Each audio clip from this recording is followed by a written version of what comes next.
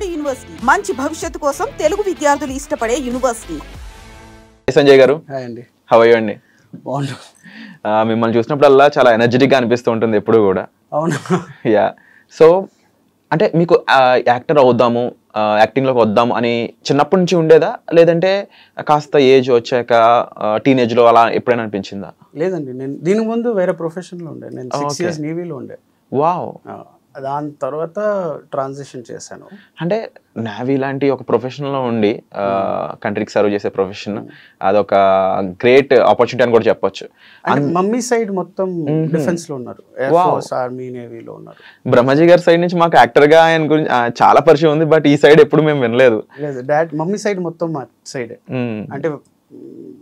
అంటే great grand fathers వాళ్ళందరూ freedom fighters, అలానే కంటిన్యూ అయింది మమ్మీ సైడ్ లో. అంటే మీరు ఆ విషయం చెప్పినప్పుడు ఇంకొక ఎక్సైటింగ్ ఏమనిపిస్తుంది అంటే, మీ మమ్మీకి బ్రహ్మజీ గారికి మామూలుగా ఎలా పరిచయం జరిగింది? అంటే ఫ్యామిలీస్ ఎక్కడో కలిసారు, అంటే ఏదో ఈవెంట్ లో ఎక్కడో కలిసారు అనుకుంటా. అప్పుడు అక్కడ నుంచి స్టార్ట్ అయింది. అది చెన్నైలో అప్పుడు ఇండస్ట్రీ ఉండే. అవునవును. సో డాడీ అప్పుడు చెన్నైలో ఉండే, ఆయన ట్రయల్స్ లో. డెఫినెట్లీ. అంటే చెన్నై నుంచి హైదరాబాద్ రావడానికి ముందు కూడా ఆయన నౌన్ యాక్టర్ అయ్యారు అక్కడ. లేదండి, మమ్మీ డాడీ కలిసినప్పుడు ఈ ఫస్ట్ మూవీ చేశారు శివ. అప్పుడు రామ్ గోపాల్ వర్మ గారు అండర్. అప్పుడు కృష్ణవంశీ గారు కూడా ఏడీగా ఉండే ఆ మూవీలో. ఆ టైంలో కూడా కలిసారు. మమ్మీ అప్పుడు అక్కడ ఆర్కిటెక్ట్. ఓకే.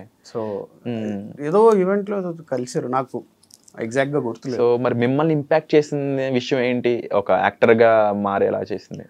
అంటే నేవీ క్విట్ చేసే డిసిషన్ ఎప్పుడు తీసుకున్నానంటే, అక్కడ కొన్ని ఇష్యూస్ జరిగినాయి, నాకు సింక్ అవ్వలేదు. పొలిటికల్, నేవీ అక్కడ కూడా పొలిటికల్ ఉంటుంది. సో అది నేను ఈ లైన్లో ఉండలేను, బికాస్ ఇది వేరే డిపార్ట్మెంట్, పొలిటికల్ ఇన్ఫ్లుయెన్స్ ఉండకూడదు అని అనిపించింది. So I quit it. Transparency అనేది అంటే నావీ సీల్స్ అనగానే చాలా బాడీ ఫిట్నెస్ కానీ, వాళ్ళు స్విమ్మింగ్ కానీ ఇది ఉంటుంది కదా. అంటే మీరు ఆ ట్రైనింగ్ అంతా అండర్ గోన్ అయ్యి ఉంటూ ఉంటారు. హార్డెస్ట్ ట్రైనింగ్ ఏముంది అందులో? హార్డెస్ట్ అంటే స్టార్టింగ్ నుంచి ఎండ్ దాకా హార్డే ఉంటుంది, బట్ మీరు యూస్డ్ అయిపోతారు. Okay. They prepare you like that, by the end of it మీకు అన్ని నార్మల్ గానే ఉంటుంది. సో ఇలా యాక్టర్ అవుదాం అనుకున్నప్పుడు మీ డాడీకి చెప్పినప్పుడు ఆయన రియాక్షన్ ఏంటి, ఏమన్నారు బ్రహ్మజీ గారు? అంటే నేవీ ఇస్ డిఫరెంట్, ఇది వేరే, దాని స్ట్రగుల్స్ వేరేలా ఉంటుంది. అది నువ్వు ట్రైనింగ్ చేస్తావు, అది ఒక్కొక్క ర్యాంక్ మెల్లమెల్లగా వెళ్తావు, ఎగ్జామ్స్ క్లియర్ చేసుకుంటూ అవన్నీ వెళ్తావు. ఇక్కడ అలా ఉండదు. ఇక్కడ talent, hard work, consistency plus luck. Luck plays a lot అని అన్నారు. You may not click in the first go, you to wait for 10 years, 11 years, 12 years. చాలా మంది ఉన్నారు, నవాజుద్దీన్ సిద్దికి చాలా మంది ఉన్నారు, రవితేజ గారు. ఈ అచైన్డ్ స్టార్డమ్ ఎప్పుడు వచ్చింది ఆయనకి? ఆల్మోస్ట్ late 30s లో వచ్చింది ఆయనకి. సో అన్ని రోజు కూర్చోవాలి, మీకు ఆ ఓపిక ఉందా నాకు తెలీదు. నేను I just told okay, no problem, I will try. And అంటే బ్రహ్మజీ గారు చూసిన స్ట్రగుల్ అనేది అదొక వేరే రేంజ్ అది. అండ్ ఆయన సన్నగా వచ్చినప్పుడు మీకు కొంచెం బెనిఫిట్స్ అనేవి డెఫినెట్లీ ఉంటూ ఉంటాయి అని అనుకుంటారు. అయితే ఒక కొత్త ఆర్టిస్ట్ గా వితౌట్ ఎనీ బ్యాక్గ్రౌండ్ వచ్చేవాళ్ళు, వాళ్ళకి చాలా ఈజీ. ఫ్రెష్ మైండ్, ఫ్రెష్ అంటే ఆయన ఫ్రెష్, ఏం ఎక్స్పెక్టేషన్స్ లేదు, ఏ లేదు. అంటే ఇప్పుడు నన్ను ఎగ్జాంపుల్ తీసుకోండి, నేను బ్రహ్మ అబ్బాయి, నేను ఒక ఆఫీస్కి వెళ్తున్నాను, నా ట్రీట్మెంట్ వేరేలా ఉంటుంది. ఆ ఫ్రీగా మూవ్ అవ్వరు. అంటే ఈయనతో ఇలా మాట్లాడాలా, ఈయనకి ఇలా రోల్ ఇవ్వాలా, ఇది ఇవ్వకూడదు, ఇది ఇస్తే తక్కువ అనుకుంటారు, ఈగోలో తీసుకుంటారు, అవన్నీ ఉంటుంది. టోటలీ కొత్త అంటే ఆ ఫ్రీడమ్, ఫ్రెండ్స్ అయిపోతారు. ఇక్కడ ఒక బ్యారియర్ ఉంటుంది నాకు, అది దట్ వెరీ డిఫికల్ట్ అండి. చాలా మంది ఈజీ అయిపోతుంది అనుకుంటారు, అస్సలు కాదు. అంటే అలాంటి టైంలో ఫస్ట్ మూవీ ఆపర్చునిటీ ఎలా వచ్చింది మీ దగ్గరికి?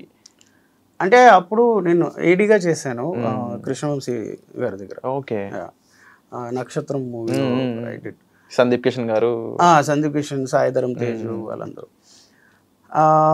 ఆ టైంలో చందు సార్ వాజ్ మన డైరెక్టర్, చందు సార్ పిట్ట కదా, ఆయన ట్రయల్స్లో ఉండే. ఓకే. మెర్లపాక గాంధీ దగ్గర వెళ్ళారు పిట్ట కథ స్టోరీతో, ఇది నేను తీయాలో whatever he went for his trial.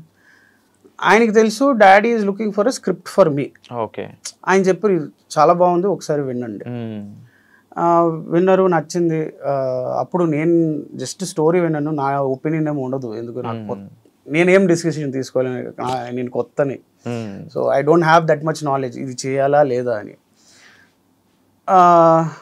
Daddy we all went around చాలా పెద్ద పెద్ద బ్యానర్స్ దగ్గర, ఎవరేం ఎక్కువ రెస్పాండ్ అవ్వలేదు. దెన్ వీ ఆర్ సెల్ఫ్ ఫండింగ్తో వీ షార్ట్ దట్ మూవీ. అంటే బ్రహ్మాజీ గారు సన్నాన్గానే ప్రొడ్యూసర్స్ వస్తారు ఇలా అని చెప్పేసి చాలా మంది ఆడియన్స్ అనుకుంటూ ఉంటారు, కేక్ వాక్ అనుకుంటూ ఉంటారు మీ జర్నీ. బట్ 4 years జరిగి 4 years అయింది, 4 years struggle, 4 years with that script. Then we shot on our own. ఊరికి వెళ్ళి 15 members వెళ్ళి ఆ చిన్న చిన్న కెమెరాతో మొత్తం మూవీ షూట్ చేసాం. మొత్తం అంటే ఇంపార్టెంట్ సీన్స్ అవన్నీ షూట్ చేసి ఒక షోరీ లాగా చేసాం, ఆల్మోస్ట్ 1.5 hour షోరీ లాగా చేసాం. Then with that showreel also చాలా ఆఫీస్ తిరిగాము. ఓకే, అది ఒక డెమో కింద చూపించడానికి. వాళ్ళు చూపించినప్పుడు కొంతమంది అంటే ఫేస్ టు ఫేస్ బాగుంది అని అంటారు, కానీ ఎవరు ముందుకు వచ్చి ప్రొడ్యూస్ చేయడానికి చేస్తామని ఎవరు అనట్లేదు. కొంతమంది చందు సార్ దగ్గర స్క్రిప్ట్ మారమని చెప్పారు, కొంచెం చేంజెస్, ఆయనేమో లేదు ఇలానే తీయాలి. కొంతమంది ఏమో హీరోయిన్ మారుదాం, ఎవరో పెద్ద వాళ్ళని తీసుకుంటే ఇది వేరే స్కేల్ వెళ్ళిపోతుంది. We all stuck to it. Finally Bhavya creation was looking for a comeback. అప్పుడు దాకా వాళ్ళకి కమ్బ్యాక్ లేదు, అంటే they didn't make a lot of movies till then. వాళ్ళకి నచ్చింది, అండ్ దెన్